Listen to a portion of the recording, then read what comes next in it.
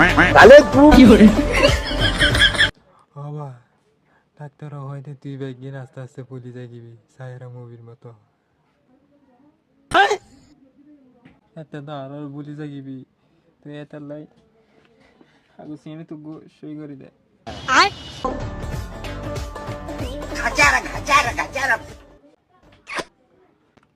আবু তুই হই যেন না আমি জীবনে কিছু করতে পারতাম না এখন যা 10 কোটি টাকার সম্পত্তি এখন আর কি অবধ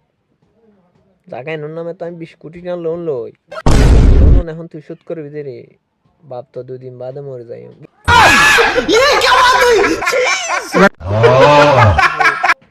মাথা কটি ব্যথা করে দে